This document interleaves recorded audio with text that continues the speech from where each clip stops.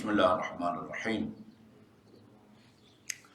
الحمدللہ رب العالمین وصلی اللہ علی محمد وعلی آلہ الطیبین الطاہرین واللعن الابدی علی اعدائہم اجمعین۔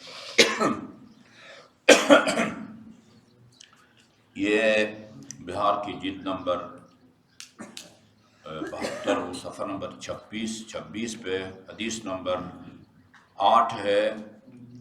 یہ امام محمد باقر علیہ السلام سے منقول ہے۔ مجھے یاد پڑتا ہے آیت اللہ محسنی آصف محسنی جنہوں نے ہماری اس مسجد کا سنگ کی بنیاد رکھا تھا، ان کی فارسی میں اخلاقیات پر ایک ضخیم کتاب تھی، اس کا نام تھا روش جدید اخلاق اسلامی۔ اچھا، ہم نے ان سے اجازت لے کے اور اس کا اردو میں ترجمہ کیا۔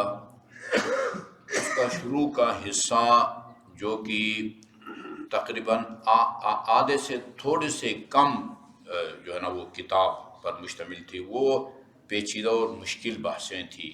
نفس کے بارے میں، روح کے بارے میں وہ عام فہم نہیں تھی۔ ہم نے ان سے اجازت لے کے اس کو حذف کر دیا۔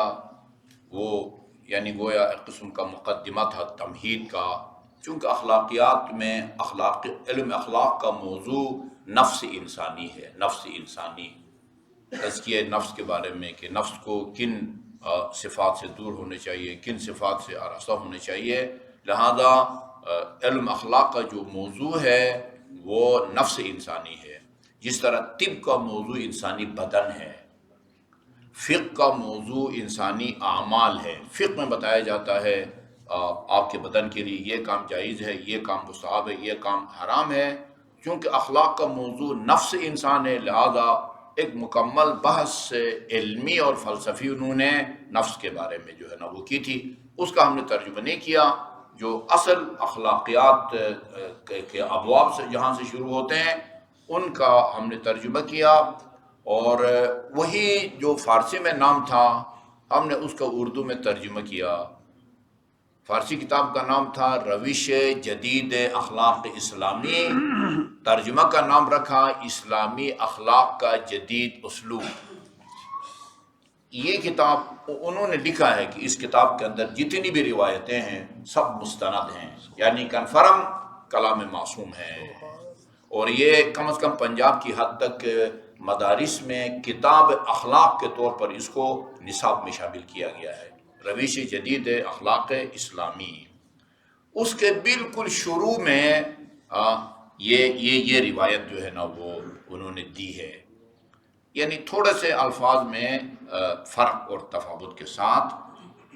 امام محمد باقر علیہ السلام فرماتے ہیں اوحی اللہ تعالی الی آدم، اللہ تعالیٰ نے حضرت آدم کی طرف وحی فرمائی، یا آدم انی اجمع لک الخیر کلہ فی 4 کلمات، میں تمہیں جو ہے نا وہ خیر کا خلاصہ بتاتا ہوں، 4 جملوں میں جو ہے نا وہ پورا خیر کا خیر جو ہے اس کو سمیٹ دیا ہے اللہ تعالیٰ نے۔ 4 جملوں میں پورا خیر کا خیر جو ہے وہ اس کو سمیٹ دیا ہے۔ کلمات عرض کیا تھا کہ کلمہ کبھی ایک لفظ کے لیے بولا جاتا ہے، اللہ ایک کلمہ ہے، محمد، علی، فاطمہ، حسن، حسین، مسجد، اسلام آباد، یہ ایک ایک کلمہ ہے۔ بعض اوقات کلمہ پورا جملہ فقرے کے لیے بھی کلمہ بولا جاتا ہے، لا الہ الا اللہ یہ کلمہ ہے۔ 6 کلمہ ہے نا، 6 کلمے وہ سکولوں میں رٹائے جاتے ہیں۔ محمد رسول اللہ یہ بھی ایک کلمہ ہے، علی ولی اللہ یہ بھی ایک کلمہ ہے، نماز ظہرین ہو گئی یہ بھی ایک کلمہ ہے۔ یہاں کلمات سے مراد یعنی فقرے 4 جملوں میں جو ہے نا وہ خیر کو کے سمندر کو بند کر کے بتا دیا ہے۔ واحدۃ منہن لی، ان میں سے ایک کا تعلق خدا فرماتا ہے مجھ سے ہے، اس میں کسی کو اپنا شریک بننے کی اجازت نہیں دیتا۔ واحدۃ منہا لی، ان میں سے ایک کا تعلق مجھ سے ہے، وواحدۃ لک، اور ایک کا تعلق تجھ سے ہے، اولاد آدم سے، ہم میں سے ایک ایک فرد سے، ٹھیک ہے نا، اس میں کوئی دوسرا شریک نہیں ہوتا۔ ایک بات خدا کی ذات کے ساتھ مخصوص ہے، اس میں کوئی اس کا شریک نہیں ہے۔ ایک بات بندوں کے ساتھ مخصوص ہے، اس میں کوئی کسی کے ساتھ شامل نہیں ہے۔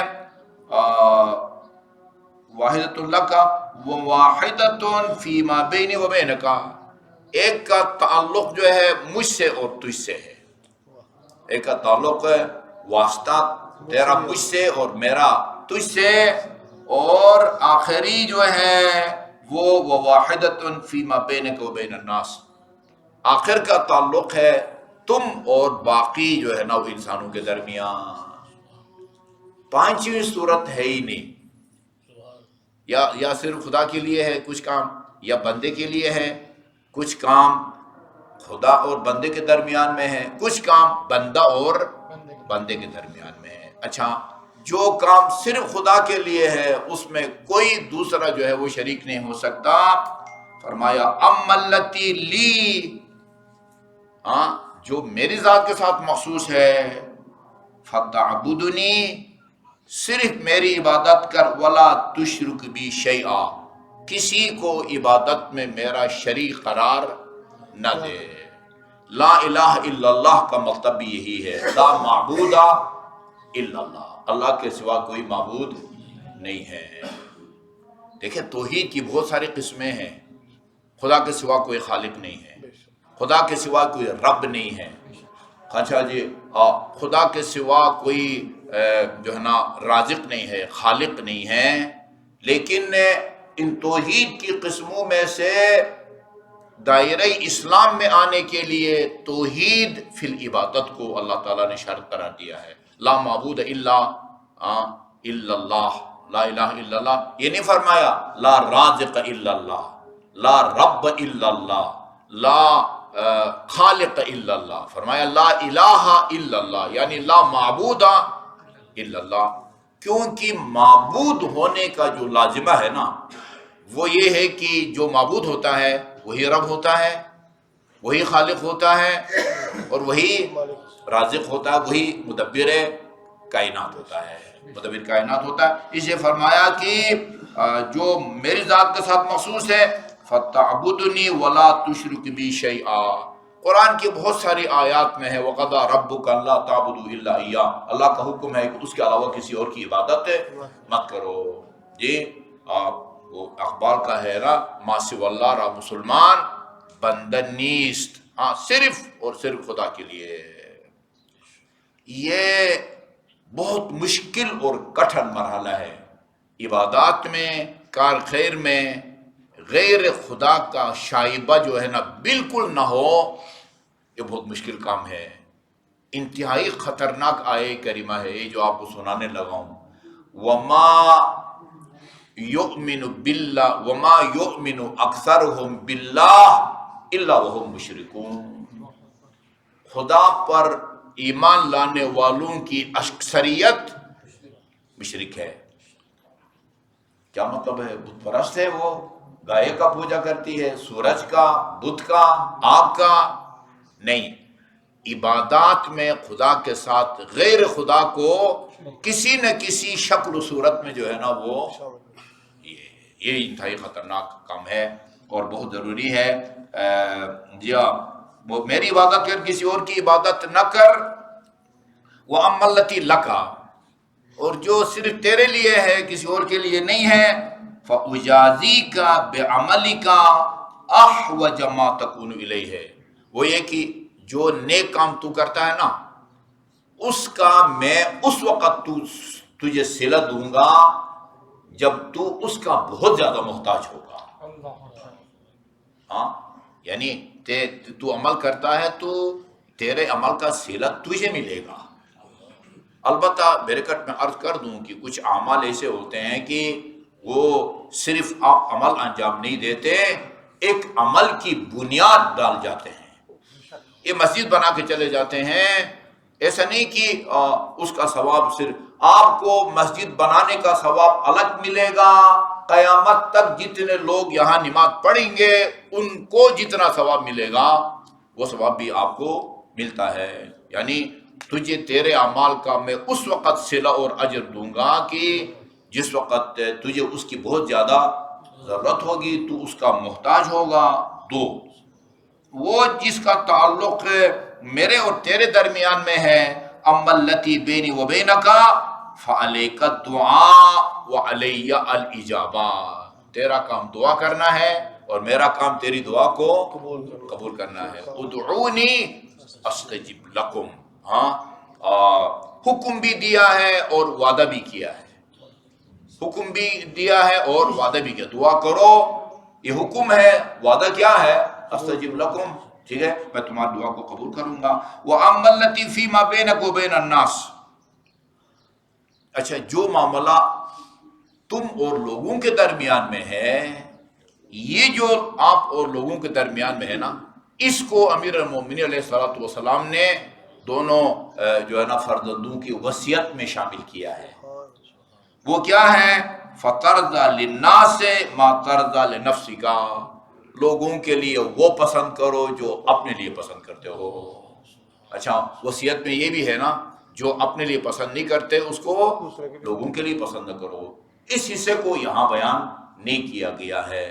تو یہ دیکھا آپ نے، دنیا میں جتنی بھی آپ خیر اور نیکیوں کا تصور کریں نا، ان چار سے خالی نہیں ہے. ایک اللہ کی ذات کے ساتھ عبادت صرف اس کی ہو سکتی ہے. ایک تمہارے ساتھ جو عمل کرو گے اس کا صلہ اس وقت دوں گا جس وقت تجھے اس کی شدید ضرورت ہوگی، محتاج ہوگا. اچھا، میرے اور تیرے درمیان وہ کیا ہے؟ تو تیرا کام دعا کرنا ہے، میرا دعا قبول کرنا ہے. اور تیرے اور بندوں کے درمیان یہ ہے کہ آپ بندوں کے لیے وہ کچھ پسند کرو جو اپنے لیے پسند کرتے ہو.